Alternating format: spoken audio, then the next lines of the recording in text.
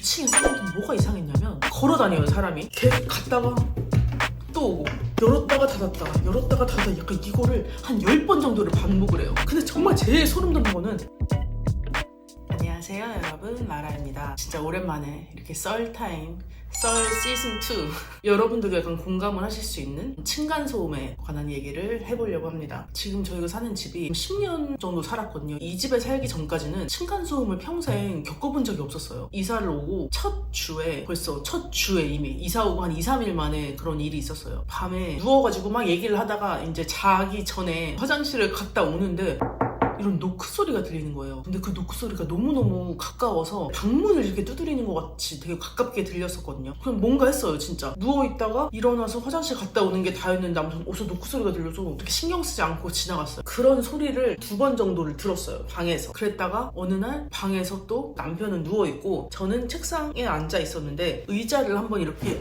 당겼었거든요. 그랬더니 바로 제 발밑에서 뭔가 천장을 두드리는 이런 소리가 제 발밑에서 울리는 거예요. 그래서 그제서야 지금 우리가 한 2-3번 들었던 게 아래층에서 오는 소리였구나 하는 거를 그때 알았어요. 나도 너무 화나는 거야. 우리 지금 이사 온 지 일주일 정도밖에 안 됐을 때였는데 벌써 한 2-3번을 이렇게 했다는 거를 딱 깨닫는 순간 너무 화가 나는 거예요. 그래서 저도 이 발등으로 이 방바닥을 이렇게 찍었어요. 한 2-3번을. 시간이 밤 한 12시 정도 된 시간이었어요. 의자를 넣었다 뺐다 한 게 아니었는데 진짜 그냥 계속 이렇게 앉아있다가 한 번 이렇게 넣었다고 그렇게 하는 걸 듣고 나니까 너무 이제 빡쳤죠. 그랬더니 초인종이 울리는 거예요. 아래층에 쫓아 올라와가지고. 나도 내가 이렇게 발이 이렇게 쿵쿵 찌은 이상 나도 이제 화가 나잖아요. 그래서 쫓아나갔어요 저도. 그랬더니 올라와가지고 막 소리를 지르는 거예요. 그랬던 일이 있어요. 소리를 질러서 우리는 얘네들이랑 말이 섞으면 안 돼. 약간 눈이 돌아있더라고. 결국에는 그냥 이 사람을 보내고 관리 그 사무실에 정식으로 괴롭힘? 약간 이런 걸로 리포트를 했어요. 공식적으로. 왜냐면 우리가 막 파티를 하는 게 아니고 집에서 뛰어다니는 게 아니고 그냥 일상적으로 의자 한 번 끌고 새벽에 화장실 한 번 갔다 오고 이런 걸로 막 이렇게 하는 거는 그거는 그쪽이 약간 비정상적인 거거든요. 그래서 얘기를 했더니 그쪽에서 받아들여져가지고 경고를 했대요. 이 아래층 집에. 지가 세게 나가면 야 우리도 세게 나갈 수 있어. 이런 거를 보여준 이후에는 그냥 잠잠히 살았어요. 층간소음에는 약간 문제가 있을 수 있는 건물이구나 하는 걸 이제 그때 알았어요. 아래층과 문제가 약간 일단락이 되자마자 바로 이제 깨닫게 된 거는 위층도 되게 문제가 있다. 이게 층간소음 위아래로 이제 문제가 있는 거잖아요. 그 저희 이제 위층에도 문제가 있었던 걸 느낀 게 뭐였냐면 이 위층에는 그 사람 위에는 아무도 없어요. 그래서 이 사람은 이 건물에 이 층간소음이 얼마나 심한지를 모르는 사람인 거죠. 어떤 문제가 있었냐면 정말 이상한 패턴의 소음이었어요. 한번 여러분은 어떨지 한번 생각을 해보세요. 모든 발걸음이 다 여기는 소리가 나요. 한 걸음 한 걸음이 다. 그 고양이가 뛰는 것도 소리가 나요. 고양이가 우다다다 하는 것도 소리가 얘는 고양이구나 하는 걸 알 수 있을 만큼 굉장히 디테일하게 다 소리가 나는 건물이에요 저희가. 저희 위층의 사운드는 뭐가 이상했냐면 걸어다녀요 사람이. 근데 멈추질 않아. 이거 진짜 이상한 거예요. 걸어다닐 때는 분명히 출발지와 목적지가 있어요. 거실에 있다가 걸어서 화장실에 가. 멈춰져야 돼요. 볼일 보러 간 거니까. 그러다가 또 걸어서 주방에 가요. 출발지와 목적지. 또 거실로 왔어. 이게 목적지와 출발지가 확실해요. 어딜 가도. 집 아니건 집 밖이건 아무튼 출발지와 목적지가 있는 삶을 살잖아요 우리는. 근데 이 사람은 출발지와 목적지가 없는 거예요. 계속 갔다가 또 오고 이렇게 움직이는 거예요. 뭐 하는 거야?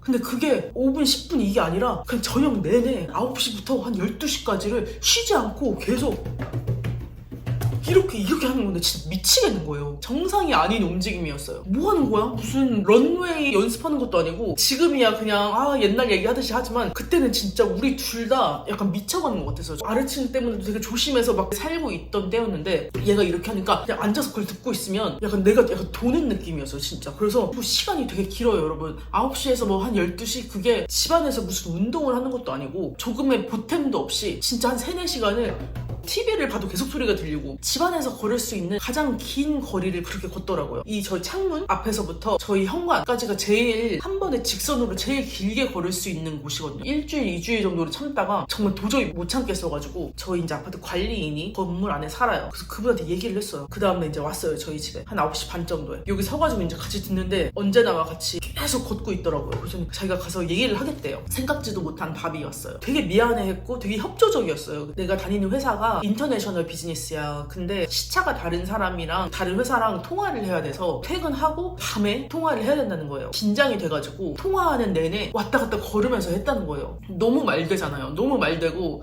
내가 이 사람이 약간 이상하다고 생각을 했던 게 너무 미안했을 정도로 말이 된다고 생각을 했어요. 말소리도 들리긴 했거든요. 아, 그래도 다행히 정신병자는 아니구나. 그거에서 이제 우리는 약간 안도를 했어요. 그래서 그 다음에는 조금 비슷한 사운드가 들려도 좀 덜 괴로웠고, 그리고 이분이 얼마나 협조적이었냐면 앞으로 또 이런 일이 있으면 자기한테 직접 연락을 하라고 연락처를 줬어요. 아무 때나 시간 상관없다. 3시간 4시간 시끄러우면 문자를 보내. 얼마나 협조적이에요. 그래서 오케이 고맙다고. 그 이후로는 기타 앰프를 껴가지고 막 콘서트를 한 적이 있어요. 독립기념일에 전망이 좋으니까 맨하탄 불꽃놀이 하는 게 보이니까 매년 파티를 했거든요. 새벽 4시까지 막 기타를 치고 막 그랬는데 누가 신고도 안 하는지 정말 되게 가관이었어요. 진짜. 그래도 아무튼 정말 불편하면 연락을 할 수 있다는 그게 있어서 그런지 덜 거슬리더라고요. 혼자 살고 있는 백인 남자 직장인이었어요. 정말 파티를 되게 자주 했어요. 혼자 사는 사람이고 막 집도 이제 크고 좋으니까 친구들이 약간 모이는 아지트가 약간 이 사람의 집인 느낌? 그래도 아무튼 약간 이상한 사람이지 않는 한 괜찮다고 생각을 했어요. 몇 년을 잘 살았는데 이 사람이 좀 약간 이상해지기 시작한 게 코로나 1, 2년 전부터 조금씩 이제 이 사람의 행동 패턴에 다시 조금 약간 그런 게 나타난 게, 미국은 마리화나가 대마가 그냥 취미로 이거를 즐기는 거는 규제가 없어요. 길거리에서 마리화나를 피고 있다고 이거를 잡아가거나 하지 않아요. 그냥 담배 피듯이. 그런데 이 사람이 이제 친구들이랑 파티를 할 때마다 마리화나 냄새가 좀 심하게 나기 시작을 했고, 약간 잿더리를 비우듯이 쓰레기통에 이거를 치는 소리, 약간 탁탁탁탁 하는 이 소리가,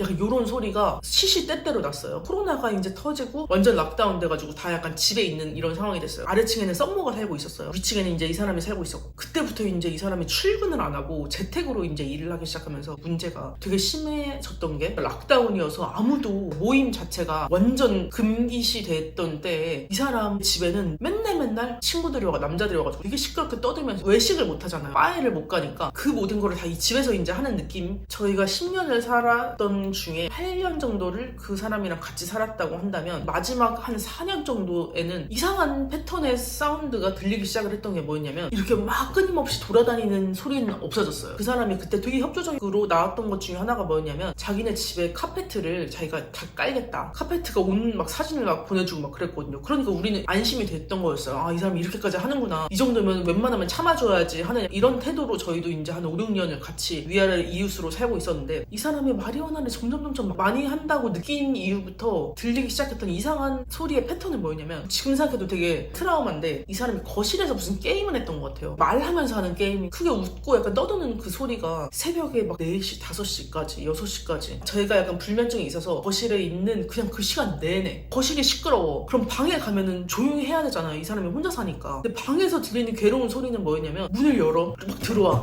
서랍을 열었다 닫았다 막 이런 소리가 나요. 드르륵 쿵 하는 이런 소리가 정신병자처럼 또 열었다가 닫았다 약간 이거를 한 10번 정도를 반복을 해요. 이제 누워있는데 쿵쿵쿵 들어와, 드릉쿵 이거를 한 10번을 해. 나가. 또 5분 있다가 또 들어와. 그래서 또 들어가지고 서랍을 또 열었다 닫았다 이걸 또 한 10번을 하고 가면은 못 자요. 그럼 진짜 거실에 있어도 시끄러워, 방에 가도 시끄러워. 이 드르륵쿵 하는 소리는 팬데믹 전부터 시작된 소리의 패턴이었어요. 한 3, 4년부터 약간 그거는 시작을 했어요. 진짜 한 세컨드 하프였으니까 뭔지는 모르겠고 아무튼 막 미치겠는, 한 번만 들어와서 드르륵쿵 해서 바로 깰 정도였거든요. 그 소리가. 아침 일찍 일어나서 막 출근하고 막 그런 때였는데, 이것 때문에 거의 이제 잠을 되게 못 자는 때가 많았고, 늘 귀마개를 끼고 자거든요. 지금까지도. 너무너무 불편했던 게 그거였고, 거실에서 막 게임하면서 막 쿵쿵거리면서 막 웃고, 막 남자들이 3명, 4명이 같이 웃으면 그 소리가 되게 낮아가지고 정말 울려요. 이 집이 약간 울릴 정도로 시끄러웠거든요. 그런 소리가 있었고, 그리고 여기서 탁탁탁탁 때리는 소리까지가 있었어요. 또 소름 돋는 건 뭐였냐면, 제가 이제 불면증이어가지고 아침 뭐 5시, 6시, 7시까지 깨어있다가 자는 경우가 되게 많았는데, 사람이 잠을 자야 생존을 할 수가 있는 거고 일상을 이어나갈 수 있으려면 수면이 있어야 돼요, 여러분. 이 사람이 아무리